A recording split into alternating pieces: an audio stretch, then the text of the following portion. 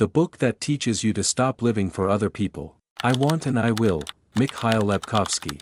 Why do so many people spend their lives trying to make everyone else happy while feeling increasingly unhappy themselves? Why do they stay in relationships that hurt them, tolerate disrespect, ignore their own desires, and constantly seek approval from others? In I Want and I Will, psychologist Mikhail Labkovsky argues that the root of these problems is surprisingly simple. Most people have become disconnected from their own desires and have learned to live according to expectations that do not belong to them. Many people believe that happiness is something complicated. They assume it requires the perfect relationship, a successful career, financial security, physical attractiveness, or the approval of those around them. As a result, they spend years trying to satisfy external demands while postponing their own needs for some distant future.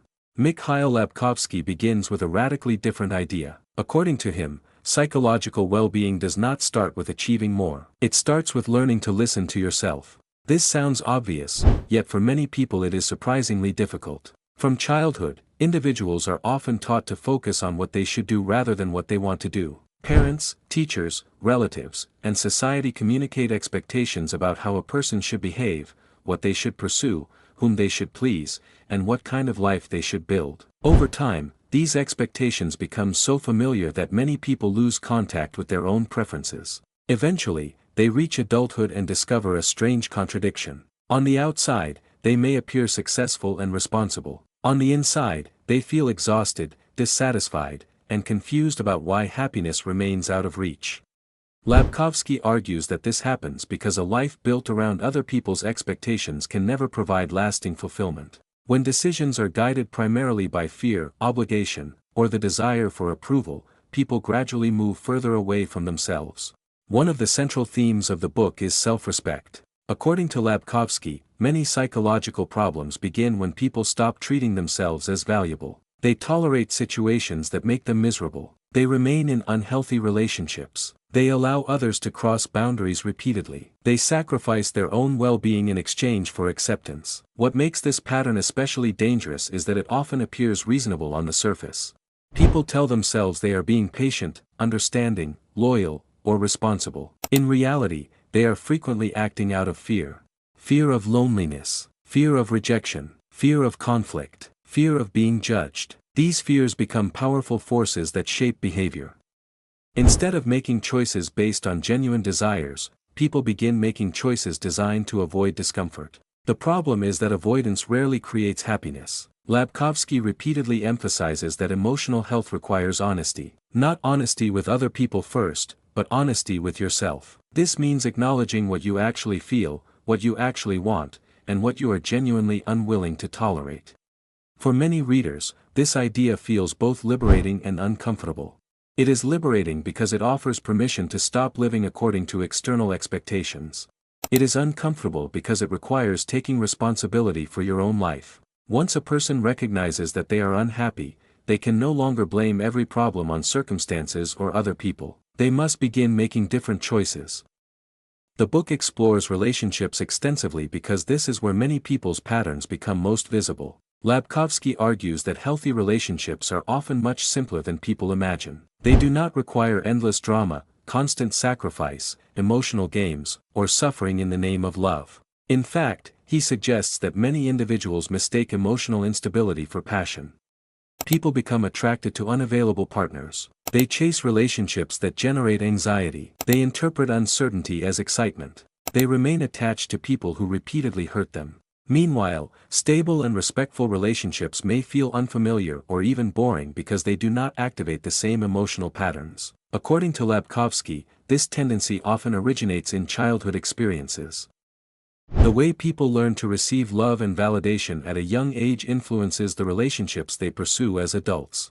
If affection was inconsistent, conditional, or unpredictable, they may unconsciously recreate similar dynamics later in life. Breaking these patterns requires awareness and courage. It requires accepting that familiar does not always mean healthy. Another major idea in the book concerns anxiety.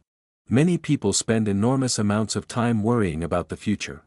They analyze every possibility, imagine countless scenarios, and attempt to predict outcomes that remain entirely uncertain. They believe that if they think hard enough, they can somehow protect themselves from disappointment. Labkovsky argues that this strategy rarely works. Excessive worry creates the illusion of control without providing actual control. Instead of solving problems, it often increases stress and prevents action. Life contains uncertainty whether we like it or not. The goal is not to eliminate uncertainty. The goal is to learn how to live despite it. This perspective connects to one of the book's most famous principles: do what you want. At first glance, this advice sounds simplistic. Critics sometimes interpret it as selfishness or impulsiveness. However, Labkovsky means something far deeper. Doing what you want does not mean ignoring consequences or refusing responsibility. It means recognizing your own desires as legitimate. It means understanding that your needs matter. It means refusing to build a life entirely around pleasing others while neglecting yourself. Many people have spent so long adapting to external demands that they no longer know what they actually want. They know what is expected of them. They know what others would approve of. But when asked what genuinely makes them happy, they struggle to answer. The book encourages readers to reconnect with those answers. This process is not always easy because authenticity often creates conflict. The moment people begin setting boundaries, saying no, or prioritizing their own needs, some relationships change. Individuals who benefited from the old patterns may resist the new ones. Labkovsky argues that this discomfort is not necessarily a sign that something is wrong. In many cases, it is evidence that healthy change is occurring. The book also challenges the widespread belief that happiness is a reward that arrives after all problems are solved. Many people postpone happiness indefinitely. They tell themselves they will finally enjoy life once they find the perfect partner, earn more money, lose weight, gain recognition, or achieve some future milestone. The problem is that the finish line keeps moving. There is always another goal, another challenge, another reason to delay. Labkovsky encourages readers to stop treating happiness as a distant destination and start viewing it as a way of relating to themselves in the present. As the book progresses, a clear philosophy emerges.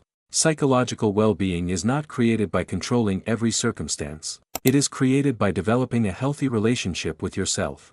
When people respect their own feelings, establish healthy boundaries, take responsibility for their choices, and allow themselves to pursue what genuinely matters, many problems begin to lose their power. This does not eliminate pain, disappointment, or difficulty. Life remains imperfect. Relationships remain complicated. Challenges continue to appear. Yet people become stronger because they stop fighting against themselves. By the end of I Want and I Will, the reader is left with a message that feels both simple and transformative. The quality of your life depends less on how successfully you satisfy everyone around you and more on how honestly you live in accordance with your own values and desires. You are not responsible for meeting every expectation. You are not required to earn the right to be yourself. And you do not have to spend your life seeking permission to pursue what makes you happy. The moment you stop living for approval and start living with self-respect, a different kind of life becomes possible. A life that is not built around what others expect from you, but around who you truly are.